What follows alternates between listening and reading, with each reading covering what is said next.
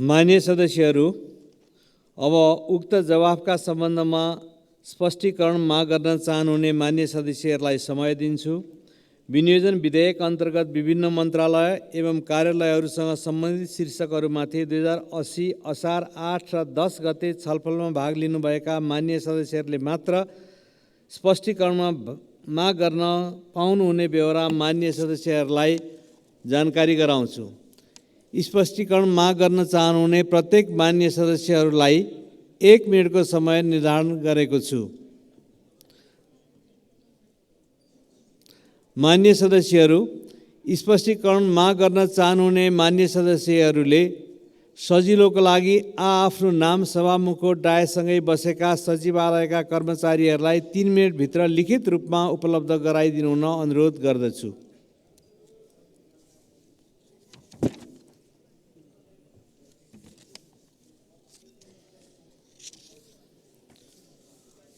मान्य सदस्य श्री प्रेम सुवाल।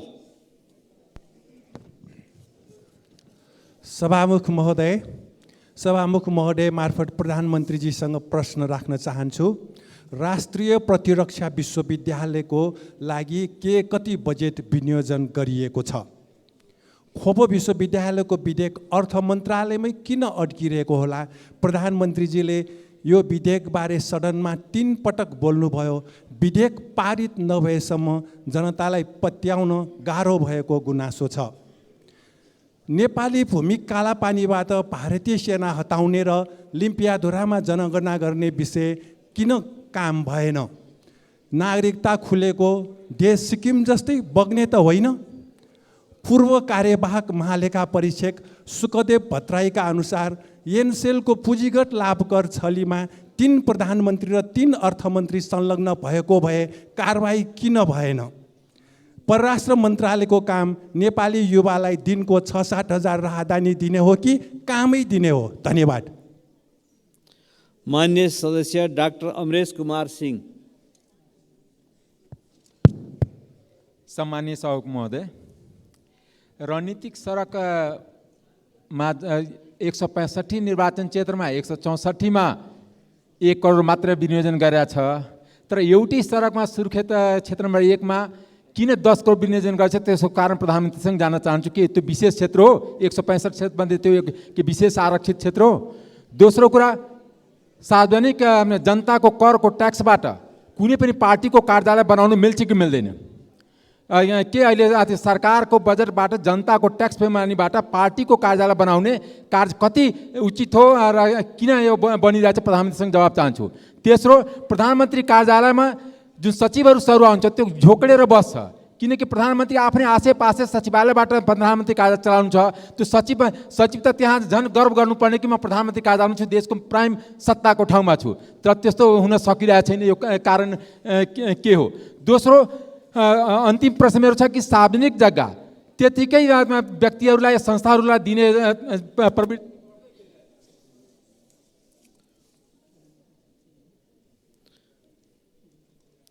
मान्य सदस्य श्री रवि लामिछाने।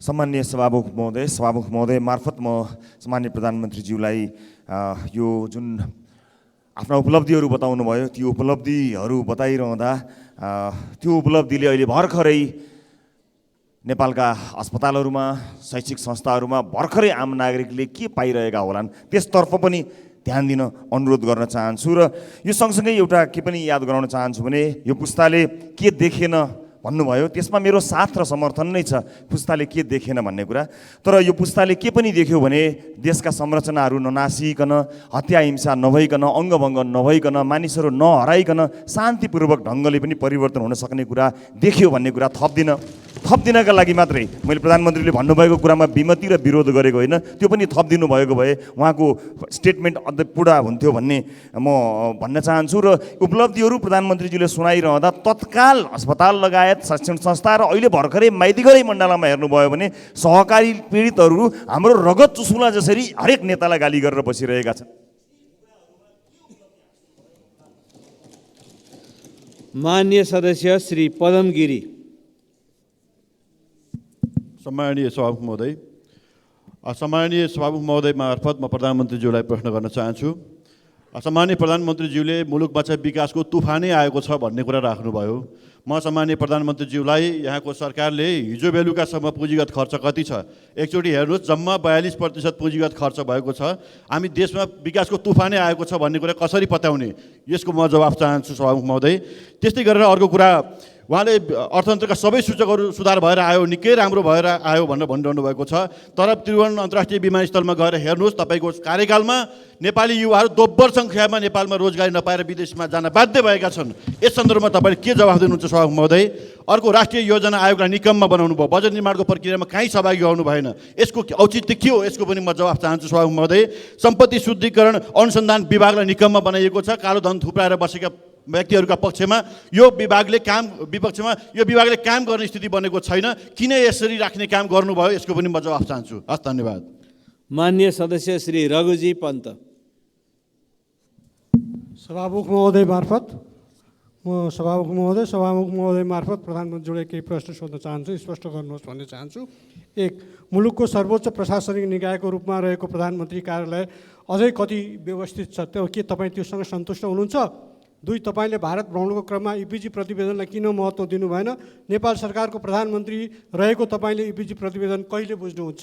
3, भारतको नयाँ संसद भवनमा लेखिएको मुराल नक्साबारे नेपालको प्रधानमन्त्रीको रूपमा तपाईँको भनाइ के हो? यस विषयमा तपाईँले भारतीय प्रधानमन्त्रीलाई के भनेर आफ्नो प्रतिक्रिया व्यक्त गर्नुभयो?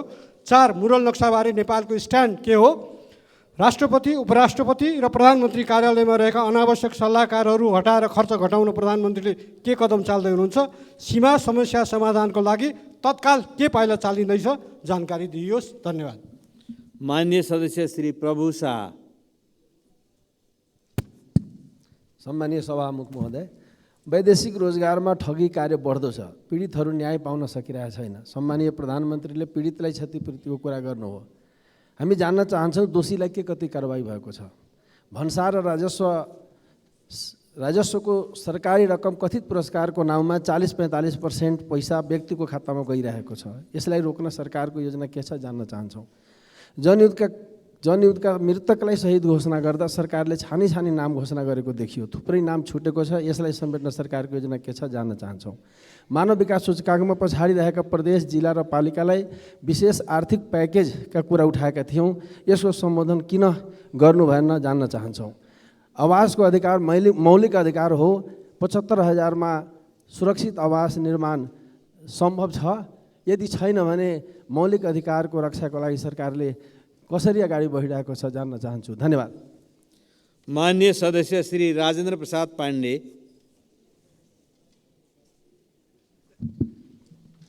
सभामुख महोदय, सबभन्दा पहिले त सम्माननीय प्रधानमन्त्रीज्यूलाई हार्दिक धन्यवाद। हामीले पटक बजेट निर्माणमा सांसदहरूको भूमिका भएन भन्ने खालको कुरा उठायौँ। त्यो कुरालाई पछिल्ला वर्षमा, अब आउँदो वर्षमा त्यो कुरा सम्बोधन गर्नुभएको छ। अब माननीयले पत्र लिएर मन्त्रीका ढोका चार्नु पर्दैन जस्तो लाग्छ। सभामुख महोदय, जलाशययुक्त 1200 मेगावाटको बुढी गण्डकी र निजगढ अन्तर्राष्ट्रिय विमानस्थल, यो गेम चेन्जर प्रोजेक्टको यसको शिलान्यास कहिले गर्नुहुन्छ, डेट भनिदिनुहोस्। 753 स्थानीय सरकार, 7वटा प्रदेश सरकारमा छुट्टै बनिसक्यो हुनाले अहिले केन्द्रीय राष्ट्रिय योजना आयोगको बदलिएको भूमिकालाई पुनर्संरचना गर्ने बारेमा के योजना छ? धन्यवाद। माननीय सदस्य श्री सूर्यप्रसाद ढकाल। सम्माननीय सभामुख महोदय, 24वटा राष्ट्रिय गौरवका योजनाहरूमा व्यापक भ्रष्टाचार भइरहेको छ। 3 लाखमा सम्पन्न हुने योजनाहरू 3 करोड, 5 करोडमा सम्पन्न हुने योजनाहरूलाई 70 करोड र काठमाडौँ मधेसतराई फास्ट ट्र्याकमा टेन्डर गर्दा सेटिङको आधारमा टेन्डर गरिएको छ। प्याकेज नम्बर 3, प्याकेज नम्बर 5 र 6, प्याकेज नम्बर 8, 9, 10 यसको कागजपत्र उपलब्ध गराउन पर्छ भने पनि म उपलब्ध गराउने कुरा यहाँ जानकारी गराउन चाहन्छु। र राष्ट्रिय गौरवका योजनालाई तोकेकै समयभित्र सम्पन्न गर्न र त्यहाँ भएको भ्रष्टाचारलाई नियन्त्रण गर्न, रोक्न र कामलाई चुस्त र व्यवस्थित गर्न सरकारले के गरिरहेको छ म प्रश्न गर्न चाहन्छु। माननीय सदस्य श्री वासुदेव घिमिरे। सम्माननीय सभामुख महोदय, सरकारले निजी क्षेत्रलाई उत्साहित हुने खालको देखिने गरी कुनै योजना ल्याउन सकेन। थलिएको र निरुत्साहित भएको निजी क्षेत्रलाई नजरअन्दाज गर्दै जाँदा के मुलुकको अर्थव्यवस्थामा अपेक्षित सुधार होला? म सम्मान्य सभामुख मार्फत सम्मान्य प्रधानमन्त्रीज्यूलाई प्रश्न गर्न चाहन्छु। धन्यवाद। मान्य सदस्य श्री रणकुमारी बलमपाकी मगर। सम्माननीय सभामुख महोदय, 2080 3 महिना 8 गते प्रधानमन्त्रीसँग प्रत्यक्ष प्रश्न सोध्ने कार्यक्रममा प्रधानमन्त्रीलाई 2 दिन अघि नै प्रश्न गएर उत्तर तयार हुन्छ, तर त्यहाँ बस्ने प्रश्नकर्ताले गरेको प्रश्नको उत्तर नभेटिनुले प्रधानमन्त्रीको सचिवालय विज्ञ छैन भन्ने देखिन्छ। तलब भत्ता मात्र खाएर बस्ने सल्लाहकार हटाई चुस्त र सानो सचिवालय बनाउन सरकारको सरकारको आर्थिक भार पनि कम हुने थियो भन्ने प्रश्न म सभामुख मार्फत सम्माननीय प्रधानमन्त्रीलाई सोध्न चाहन्छु। धन्यवाद। मान्य सदस्य श्री भगवती चौधरी।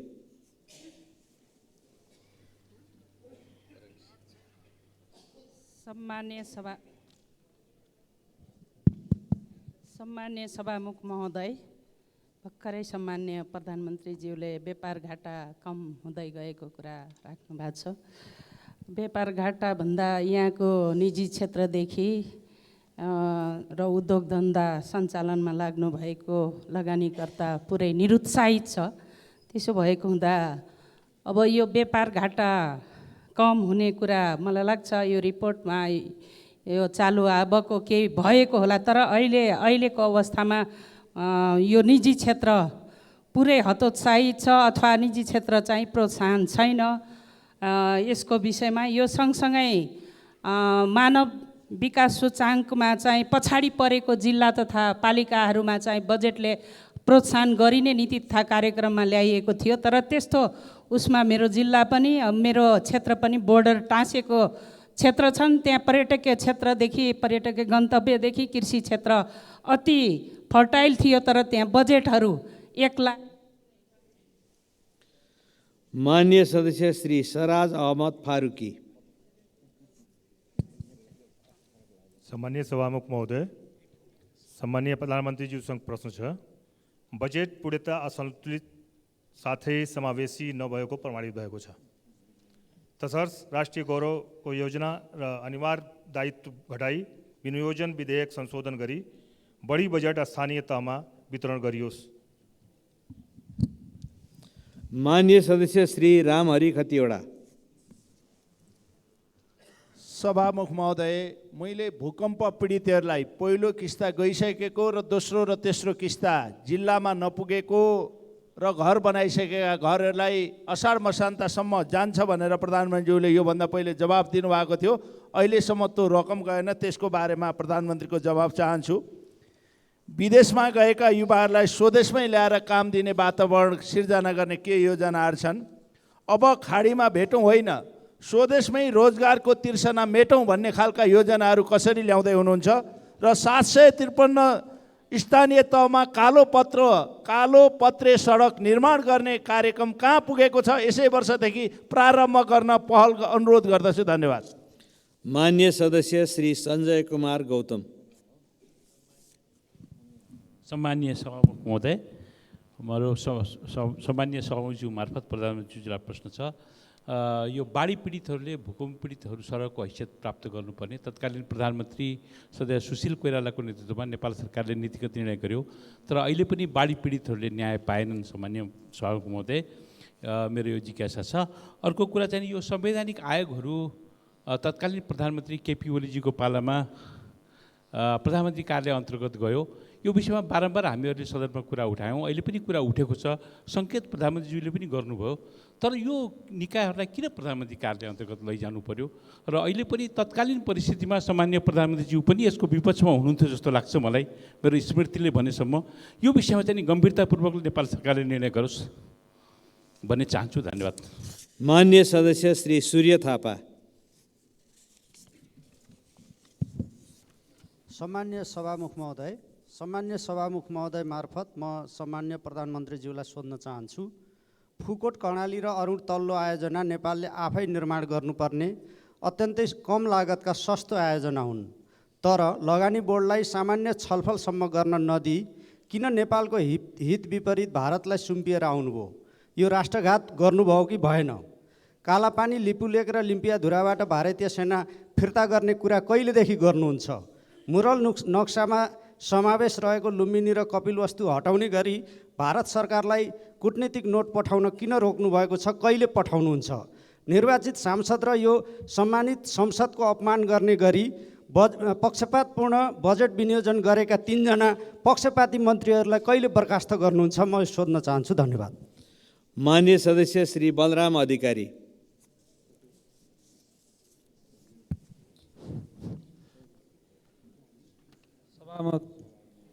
ज्यू, प्रधानमन्त्रीज्यूले सबै देश अब विकासको चरममा पुगिसक्यो, केही गर्न पर्दैन भन्ने अर्थमा भन्नुभयो। भर्खरै प्रधानमन्त्रीले यस वर्ष मलखाद सहज वितरण भएको छ, किसानहरूले प्राप्त गरेका छन् भन्नुभयो। हिजो मात्र विभिन्न जिल्लाका विभिन्न ठाउँमा घन्टौँ लाइन बसेर 5 किलो 10 किलो खाद बुझेर किसानहरू झोक्राउँदै गएका छन्। त्यसले किसानको खेती गर्नु पुरा हुन्छ?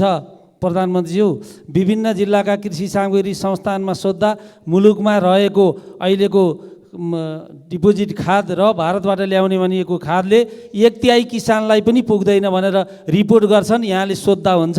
अनि 1/3 किसानले खाद पाएर अरू किसानको खेती हुन्छ कि हुन्न, म प्रश्न गर्न चाहन्छु। धन्यवाद। माननीय सदस्य श्री अर्जुन नरसिंह केसी। सभामुख महोदय, सर्वप्रथम त बजेट निर्माणमा देखिएको असन्तुलनलाई अब आइन्दा नदोरियोस् भन्ने दृष्टिकोणले प्रधानमन्त्रीले संसदको संलग्नताको जो कुरा गर्नुभएको छ त्यसको म हार्दिक स्वागत गर्छु।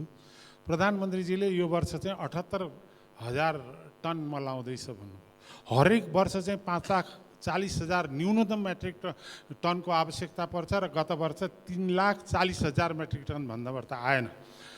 गाउँ गाउँमा चाहिँ नि यो कालाबजारियाले जति पनि मल बिक्री गर्न सक्छन्, तर अहिले यो के अरे धानको सिजन छ, मकैको सिजन छ, गाउँ गाउँमा मलको हाहाकार छ। यो हाहाकार अर्को वर्ष हामीले भोग्नु पर्छ कि पर्दैन?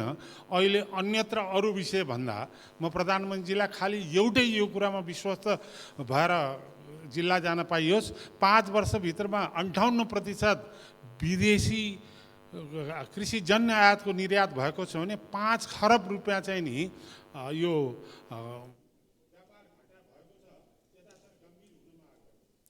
माननीय सदस्य श्री बुद्धिमान तामाङ। सभामुख महोदय, म सभामुख मार्फत प्रधानमन्त्रीलाई निम्नलिखित प्रश्न हुन चाहन्छु। पहिलो कुरा, अहिलेसम्म स्थानीय तहमा जाने जो बजेट छ त्यो बजेट चाहिँ नै खालि जनसङ्ख्या आधारमा गएको छ। यसलाई चाहिँ यो भौगोलिकता र विकटता र जनसङ्ख्या तिनटैलाई चाहिँ नि हेरेर कहिलेदेखि यो तर्जुमा गर्न सकिन्छ? आगामी वर्ष हुन्छ हुँदैन? एउटा कुरा। दोस्रो कुरा, यो बुढी गण्डकी जो कुरा छ, यो 1200 जलाशय युक्त चाहिँ नि विद्युत छ, यसलाई कुन मोडेलमा यसलाई अगाडि बढाउनु खोजेको छ? यसको प्रश्न जवाब चाहियो। धन्यवाद। सदस्य श्री धवल शमशेर जवरा। सम्मान्य सभामुख महोदय, प्रधानमन्त्रीजीको कुरा पर्यटनको विषयमा सुन्यो, तर एउटा ठुलो सम्भावना बोकेको सुदूरपश्चिम मध्यपश्चिमको पर्यटनको विकासको क्रममा नेपालगञ्जबाट दिल्ली उड्ने उडानको सम्भावना मित्रराष्ट्र भारतले खोलेको छ। त्यसको विषयमा हाम्रो सरकारले केही पनि कदम चालेको छैन। र अर्को, पर्यटन विकासको पर्यटन कलेज नाथमको नगरपालिकाले जग्गा दिएको पनि विषयमा बजेट पनि हालिएको छैन। र कपास विकास समितिलाई खारेज गर्नेको मतलब त्यहाँ भएको जग्गा वितरण गरिदिने कार्यकर्तालाई र आफ्नो भोटरलाई भो भन्ने नेपालगञ्ज र बाँकेका जनताले र त्यो क्षेत्रका जनताले भनिरहेछ। कपास विकास समिति कुनै हालतमा खारिज हुनुहुन्न भन्ने हाम्रो सबैको माग छ। धन्यवाद। माननीय सदस्य श्री सुमना श्रेष्ठ। सम्मान्य सभामुख महोदय, विद्यार्थीहरूको रिपोर्ट कार्डमा फुल मार्क्स र पास मार्क्स हुन्छ। प्रधानमन्त्रीज्यूको रिपोर्ट कार्डमा कति अङ्क आयो त्यो जान्नको लागि चाहिँ नि जनता समक्ष सर्वे गर्नु पर्ला। फेल भइन्छ कि भन्ने डरले चाहिँ नि सर्वे नगर्ने कुरा नगर्नु होला। दोस्रो, प्रधानमन्त्री भनेको राष्ट्रको कप्तान हो। तर यही रोस्टमबाट हरेक मन्त्रीज्यूले बोल्दै गर्दा यहाँ सहकार्य र समन्वय राम्रो देखिएन, कमजोर देखियो। एक्जाम्पलको लागि माछामा भन्सार घटाइयो, तर कृषि मन्त्री भन्नुहुन्छ कर त मैले हेर्ने होइन, अर्थमन्त्रीज्यूलाई सोध्नु भन्नुहुन्छ। स्वास्थ्यमा दरबन्दी बढाइएन, तर सञ्चार मन्त्रालयमा भवन निर्माण र 28 करोड विज्ञापनको लागि दिएको छ। खानेकुरामा कर लगाइँदैछ, तर गरिबी निवारण मन्त्रालयसँग यो करले गरिब जनतालाई कस्तो मर्का पर्छ, कस्तो इम्प्याक्ट पर्छ भन्ने तथ्याङ्क छैन। त्यसकारण म सोध्न चाहन्छु क्याबिनेटमा यो सहकार्य र यो समन्वय किन यति कमजोर? धन्यवाद। माननीय सदस्य श्री मनीष झा। सम्मानीय सभामुख महोदय, सैद्धान्तिक दस्तावेज र त्यसपछि हामीले नीति तथा कार्यक्रम सुन्यौँ र त्यसैको एक्सन प्लानको रूपमा यो बजेट आएको भनेर बुझ्छौँ हामी। प्रक्रियागत रूपमा त्यस्तै हुने हो। तर नीति तथा कार्यक्रममा राखिएको नेपाली विदेशमा भएको नेपालीले मतदान गर्न पाउने भन्ने कार्यक्रमको झल्को बजेटमा कतै पनि देखिएन। त्यो किन झुक्याइएको, किन ठगिएको त्यो बुझ्न सकिएन। अर्को आत्मनिर्भरताको कुरा गर्नुहुन्छ, तर आत्मनिर्भर हुँदै गर्दाखेरि आत्मनिर्भर भइसकेको कुखुरा र माछा लगायतको क्षेत्रमा किन आयातमा शुल्क हटाइएछ, कर हटाइँदैछ त्यो बुझिएन।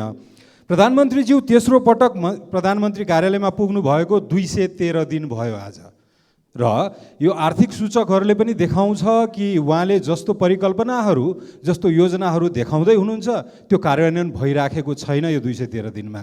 त्यसैले उहाँको आशयलाई पत्याउने आधार। माननीय सदस्य श्री ईश्वर बहादुर रिजाल।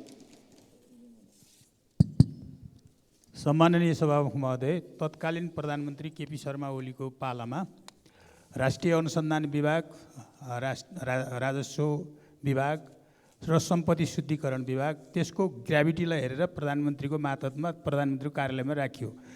त्यो राख्दाखेरि त्यतिखेर विपक्षका साथीहरूले केपी ओली सर्वसत्तावादी भएको ठुलो आरोप लाग्यो। तर अहिले ती विपक्षी साथीहरू अहिले सत्तामा हुनुहुन्छ, त्यसकारण हिजो लगाइएको आरोप मिथ्या थियो भन्ने पुष्टि भयो। त्यो हिजोको त्यो विरोध यता संसदको रेकर्डमा होला, त्यो हटाउने बेला भनेर म सभामुख मार्फत प्रधानमन्त्रीलाई प्रश्न गर्छु। माननीय सदस्यहरू, विनियोजन विधेयक अन्तर्गत विभिन्न मन्त्रालय एवं कार्यालयहरूसँग सम्बन्धित शीर्षकहरूमाथि 2080 साल असार 8 र 10 गते छलफलमा भाग लिनुभएका माननीय सदस्यहरूलाई मात्र स्पष्टीकरणमा सहभागी गराइएको बेहोरा म जानकारी गराउँछु। माननीय सदस्यहरू, अब सम्माननीय प्रधानमन्त्री श्री पुष्पकमल दाहाल प्रचण्डलाई उक्त स्पष्टीकरणको सम्बन्धमा स्पष्ट पार्न अनुमति दिन्छु।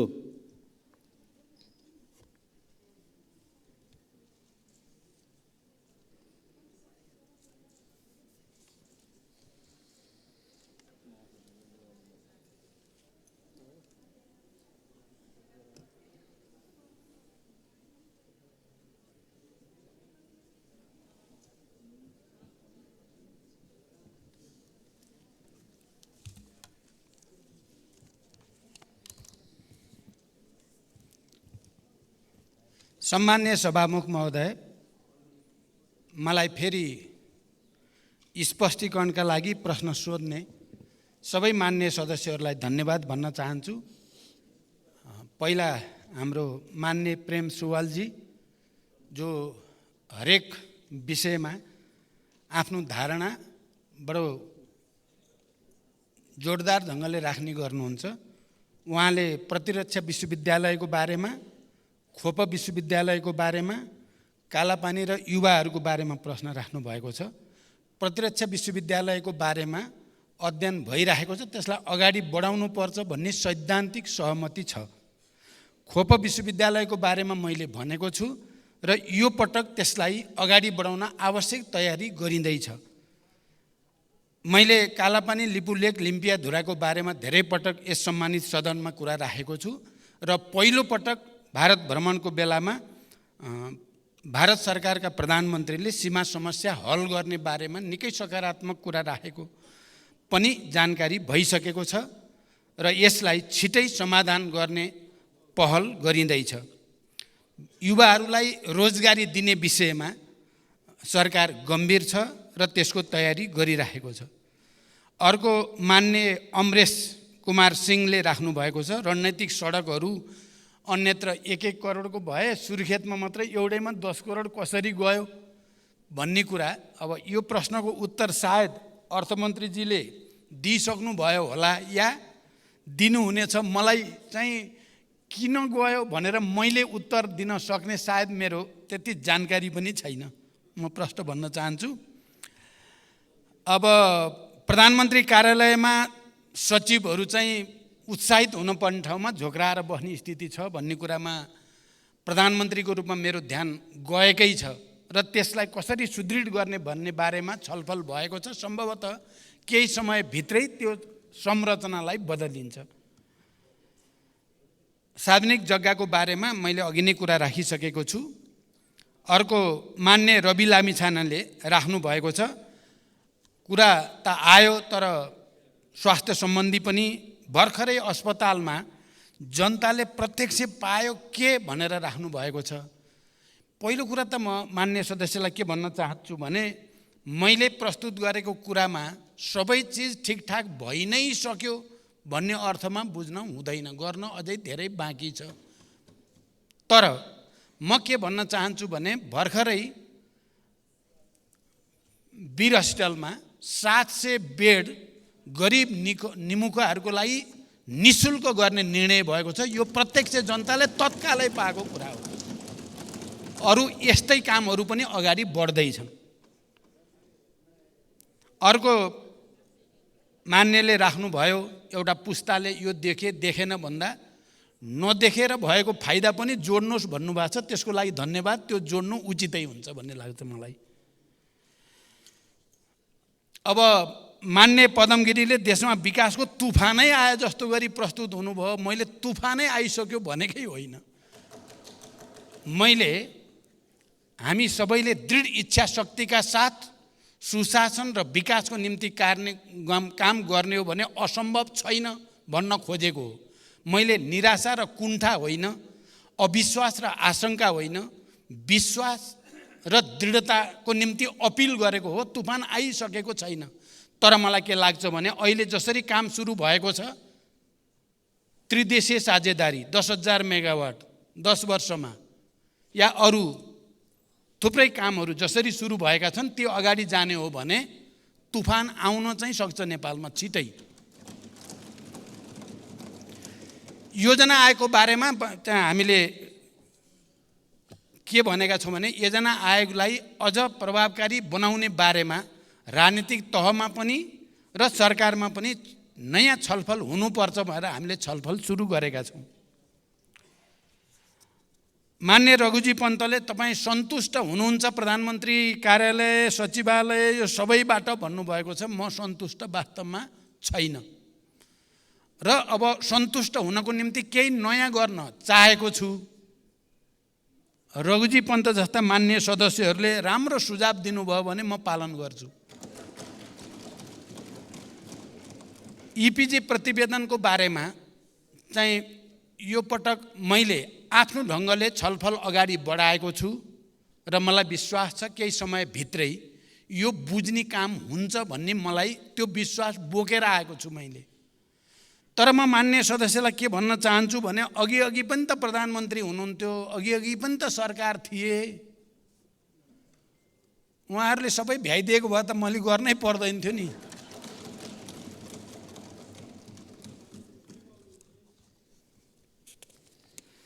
वैदेशिक रोजगारीको विषयमा धेरै ठगी भएको छ। त्यसलाई चाहिँ दोषीलाई कारबाही गर्न पर्यो ठगहरूलाई भन्ने सुझाव मान्य प्रभु शाहले राख्नु भएको छ। त्यसलाई पनि मान्य सदस्यहरूले ठोस रूपमा राखिदिनु भयो भने सरकार ठगहरूलाई कारबाही गर्न तयार छ। शहीदहरूको नाम छुटेको छ भन्ने कुरा साँचो हो र छुटेकाहरूलाई संलग्न गराउने नीतिगत निर्णय सरकारको भइसकेको छ। आवासको विषयमा पनि मैले राखिसकेको छु। मान्य राजेन्द्र पाण्डेले बुढी गण्डकी परियोजनाबारे कहिले ठोस रूपमा चाहियो भनेर अलि जोड दिएर राख्नु भएको छ।